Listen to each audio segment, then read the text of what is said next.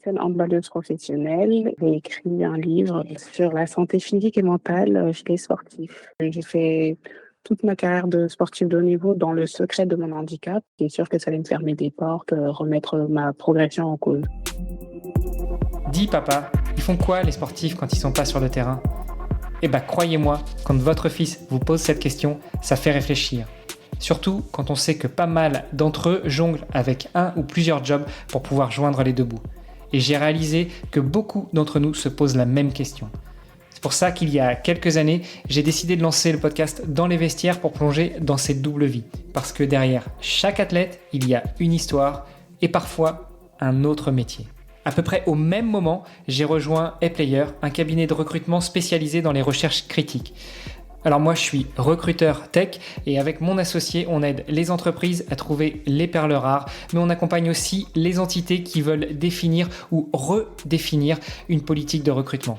Et je peux vous dire que des sportifs de haut niveau, croisés au gré de nos chasses de candidats, on en a vu un sacré paquet. Et oui, parce que, encore une fois, vivre de son sport n'est pas si facile quand on n'est pas installé au plus haut des podiums depuis des années. Et encore, comme une marque bien installée, il faut y rester et se réinventer sans cesse. Du coup, à travers les histoires inspirantes de mes invités, je vous propose de découvrir comment on peut répondre à nos enfants qui se demandent encore ce que font toute la journée ces sportifs de haut niveau. Parce que oui, entre sport et entrepreneuriat, il y a beaucoup de points communs. Et avec les JO de Paris qui approchent, c'était le moment de redonner vie à ce podcast. Alors restez après l'épisode, je vous donne tous les détails sur notre invité et je vous invite à aller voir la page sur le site vestiaire.org pour pouvoir le soutenir dans ses projets. Allez, c'est parti pour un nouvel épisode. Salut les sportifs, c'est Armano et je suis très heureux de vous recevoir pour un nouvel épisode du podcast Dans les vestiaires où on va recevoir une athlète avec qui on va rentrer justement dans les vestiaires de sa carrière, dans son expérience. Je suis très heureux de tendre le micro à Simone Thierrot. Salut Simone. Salut Hermano. Comment vas-tu aujourd'hui ? Écoute, ça va très bien. Ravi d'être sur ton podcast. Un plaisir pour moi aussi de pouvoir te tendre le micro. J'avais eu l'occasion d'entendre parler de ton histoire en traînassant un petit peu sur LinkedIn et puis ça m'avait franchement touché et du coup je ne pouvais pas ne pas te tendre le micro. Toi, ancienne sportive de haut niveau, reconvertie entre autres en écrivaine. Est-ce que je me trompe ? Alors oui, je suis ancienne handballeuse professionnelle et là, dernièrement, j'ai écrit un livre sur la santé physique et mentale chez les sportifs. Bon, on va pouvoir parler de tout ça, mais juste avant, j'aimerais en savoir beaucoup plus sur toi. Dis-nous tout, qui tu es. On a compris que tu étais ancienne handballeuse professionnelle, que tu as écrit un livre justement sur la santé physique et mentale du sportif, mais toi, Simone Thierot, quel âge as-tu ? Où est-ce que tu as grandi ? Quelle est ton histoire ? Alors oui, donc je suis ancienne handballeuse professionnelle, j'ai dû avoir 31 ans. J'ai grandi à Massy jusqu'à l'âge de 18 ans. J'ai fait le sport-études au CREFS de Châtenay-Malabry, donc en Île-de-France. Donc voilà, et ensuite je suis allée dans ma carrière professionnelle. Donc je suis passée de ville en ville, j'ai traversé la France, j'ai eu en Allemagne, en Guadeloupe. J'étais internationale. Quand est-ce que tu as découvert le sport et en particulier le handball ? Alors, j'ai découvert le handball, j'ai commencé à pratiquer à l'âge de 10 ans. Je l'ai pratiqué, mais c'est vraiment par hasard parce que j'en avais jamais vu à la télé à l'époque, c'était en 2003. J'en avais jamais fait à l'école. Et j'avais juste un oncle qui en pratiquait et qui m'avait dit: «Ah bah, t'es gauchère, ça peut être cool pour toi, de faire du handball», et j'y suis allée et ça m'a plu donc j'ai continué. Tu as été trop rapide là parce que tu as découvert le handball, tu es allé et puis tu as continué. Bon, on ne devient pas sportif de haut niveau juste en découvrant le handball. Raconte-nous un petit peu justement tout ce cheminement du jour à 10 ans où tu pousses la porte d'un gymnase et tu découvres le hand jusqu'à tes premiers pas dans le haut niveau. Oui, donc moi, je suis arrivée dans le club de Massy Handball, donc c'était le club de ma ville. C'était déjà un club professionnel pour les garçons, donc car c'est un club qui jouait en Division 2. Et quand j'ai commencé, déjà, je suis dans une équipe où il y a exclusivement que des garçons, même si j'étais en moins de 12 et que c'était en équipe mixte. Donc de là, je joue, je progresse, les entraîneurs, me font comprendre que je peux avoir un avenir dans le handball. Donc voilà, de là, il y a les sélections qui commencent, toutes les sélections, du département. Donc je suis surclassée avec la génération d'au-dessus, donc les 92, ainsi de suite, jusqu'à être repérée pour le sport-études, être détectée, faire les tests et par la suite, rentrer en sport-études. Comment on est détecté justement pour intégrer le sport-études et puis après du sport-études, comment est-ce qu'on va intégrer des grandes équipes?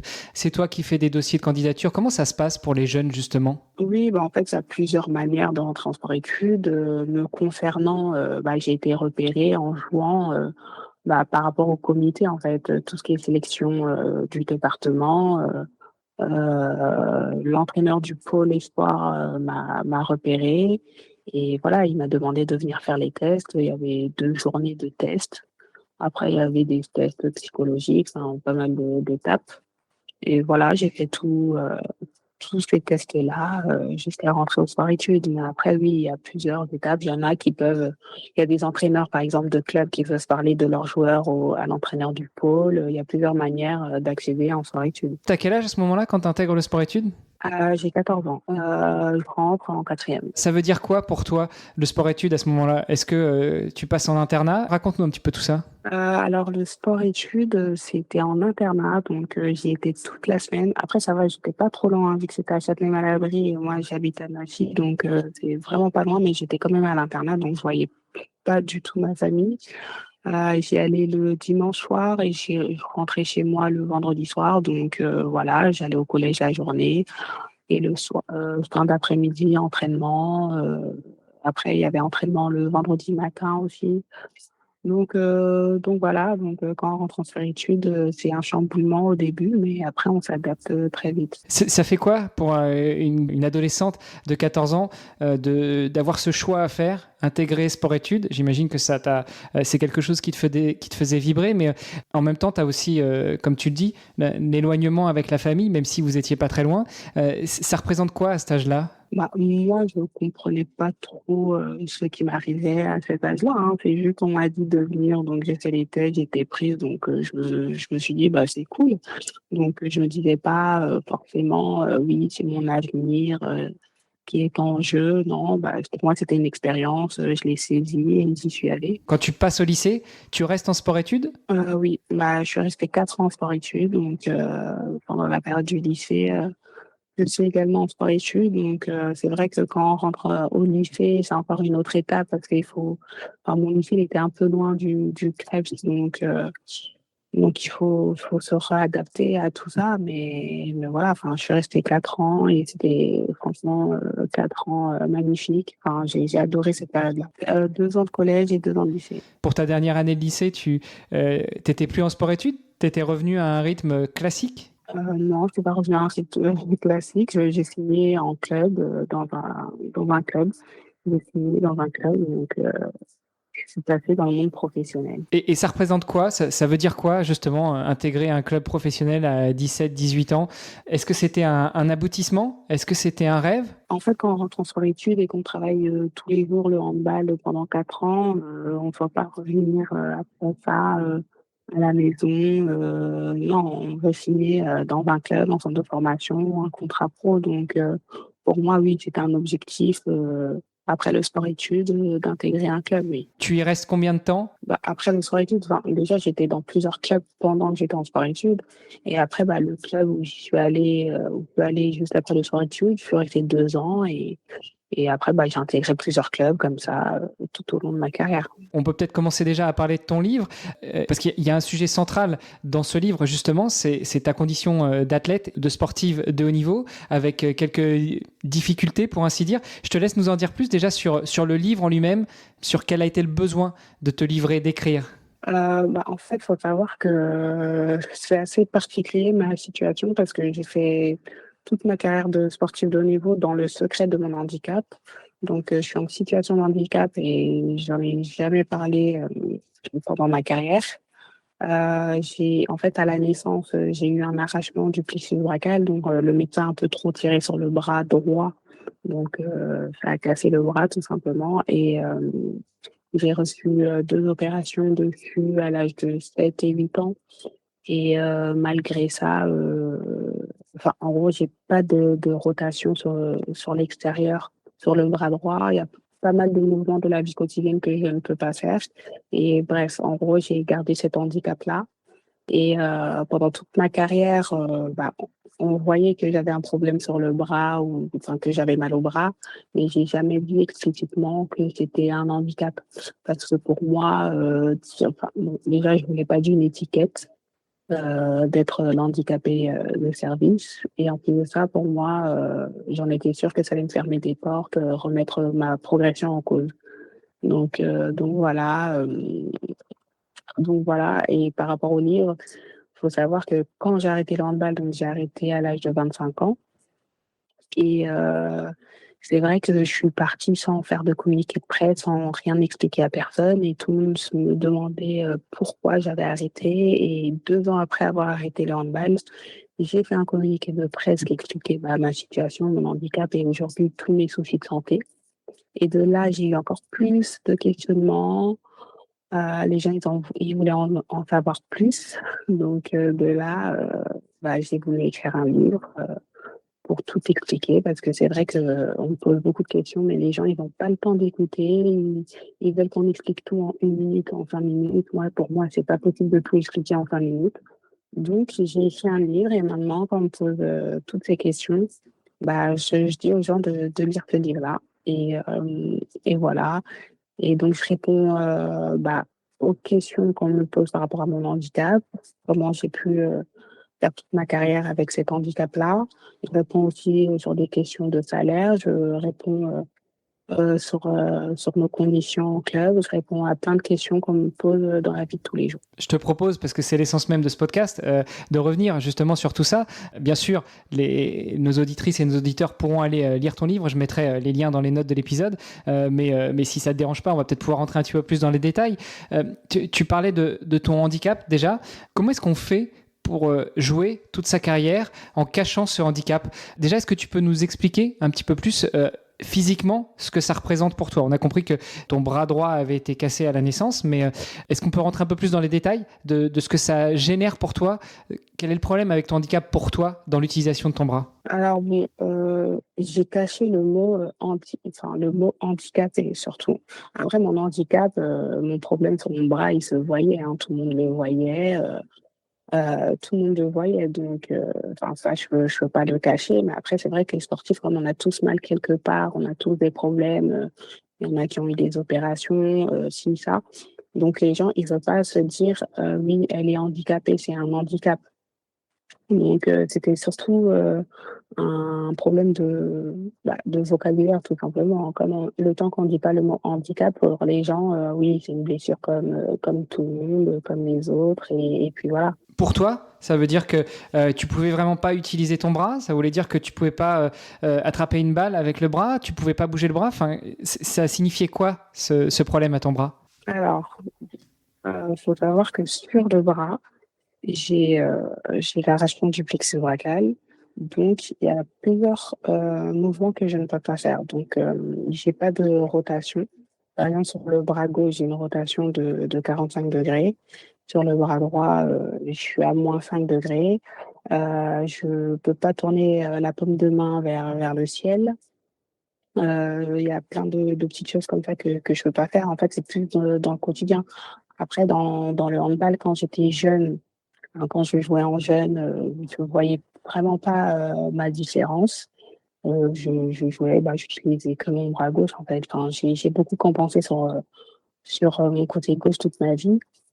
Mais, mais c'est vrai que sur le bras droit, bah, je l'utilisais pas. Et c'est vraiment quand je suis arrivée dans le monde professionnel que j'ai commencé à ressentir ma différence. Parce que faire des séances de musculation, tout ce qui était séance physique, même faire du gainage, c'est des choses compliquées en fait. Et je compensais beaucoup sur le côté gauche. Par exemple, sur le gainage, bah, je m'appuyais sur le côté gauche plus que le côté droit. Et c'était toujours des petites choses comme ça, en fait. Après, pour attraper une balle ou des choses comme ça, j'y arrive, mais c'est plus avec la main gauche. En fait, je faisais vraiment tout avec la main gauche. Et alors tu disais justement, tu as vraiment senti une différence quand tu es rentré dans le monde professionnel, donc quand tu as commencé à jouer en club, surtout avec la musculation, les séances de musculation.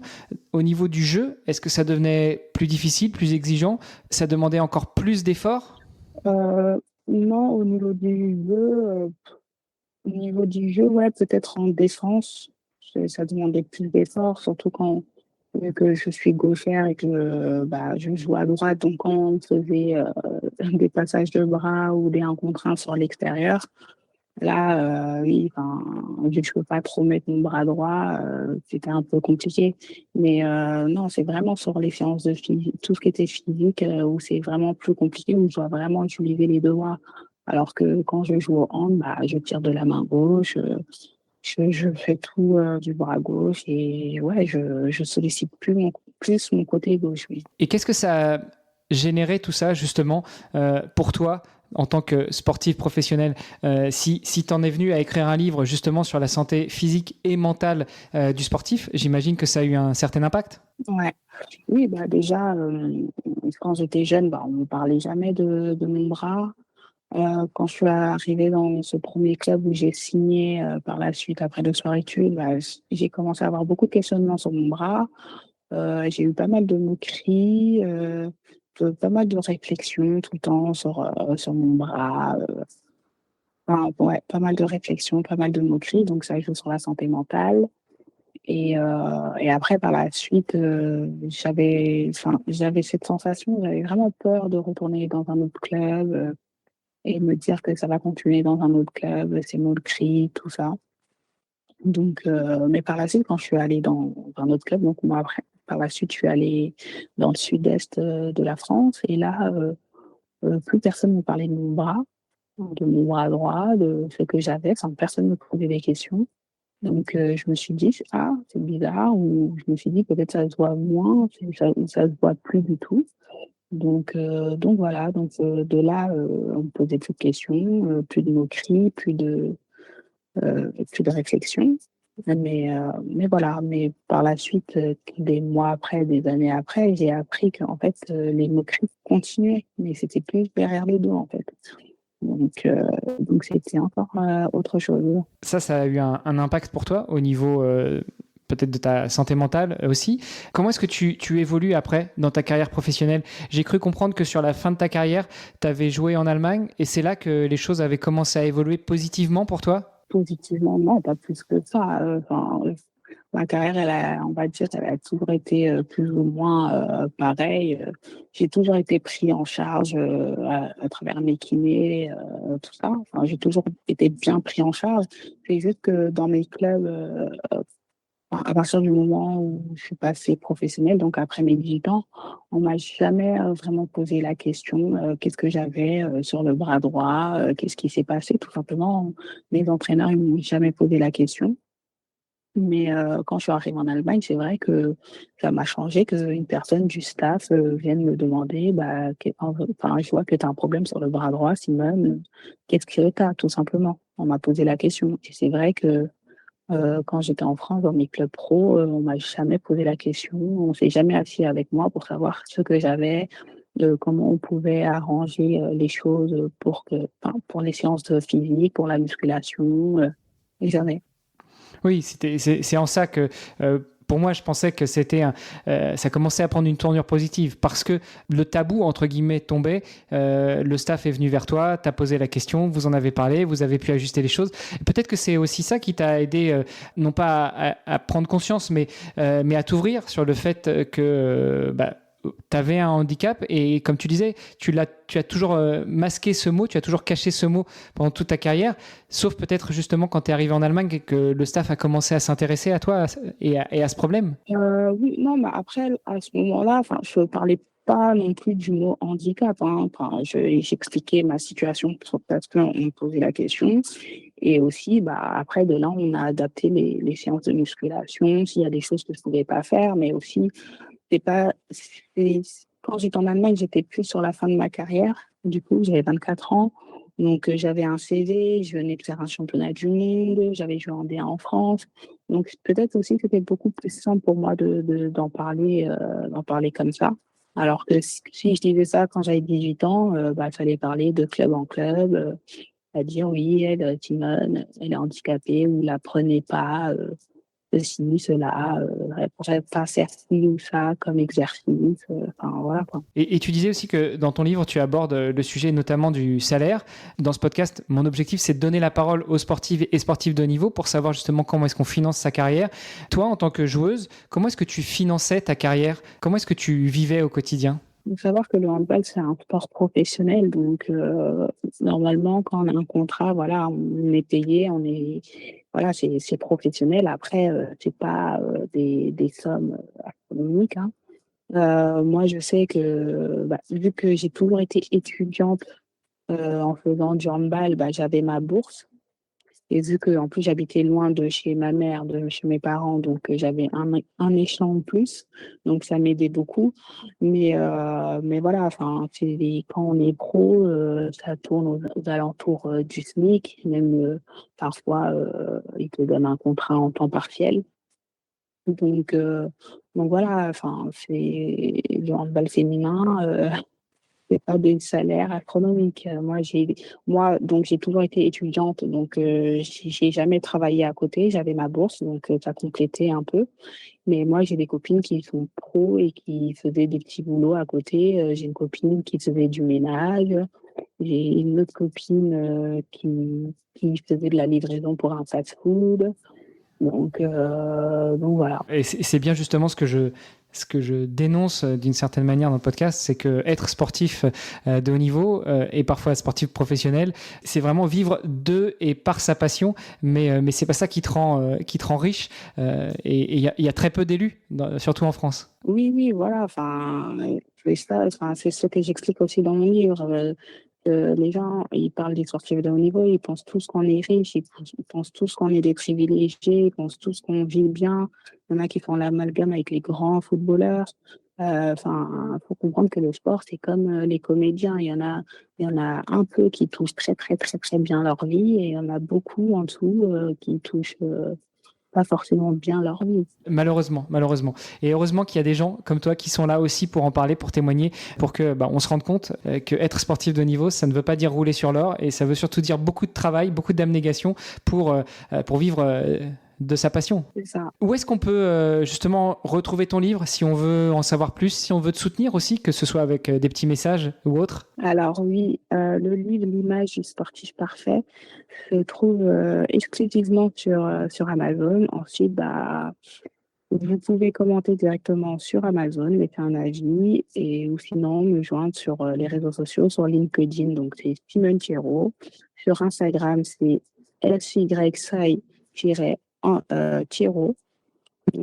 Donc voilà, sur LinkedIn et sur Instagram. On suivra avec plaisir. Merci beaucoup. Alors on est tous d'accord, chaque athlète a une histoire unique, tout comme Simone Thierrot que vous venez d'entendre sur le podcast. Si son parcours vous a inspiré, eh bien rejoignez-nous sur les réseaux sociaux du podcast pour en discuter. Tous les liens sont dans les notes de l'épisode. Pour en découvrir davantage sur Simone et tous les autres sportifs du podcast et les soutenir dans leurs défis, eh bien visitez le site vestiaire.org. On a besoin de vous, chaque euro compte et 100% des dons sont directement reversés aux athlètes. Le podcast Dans les vestiaires met en lumière ces héros du sport et ils ont besoin de votre soutien. Et le plus simple, c'est de partager leurs histoires pour les aider à briller sur la scène internationale. Et puis comme ça, tout le monde fera un peu partie de cette superbe aventure sportive et philanthropique. Partagez leurs épisodes, ça nous aide et ça les aide surtout eux. Allez, sportez-vous bien, entraînez-vous bien et on se retrouve bientôt pour un nouvel épisode. Salut les sportifs!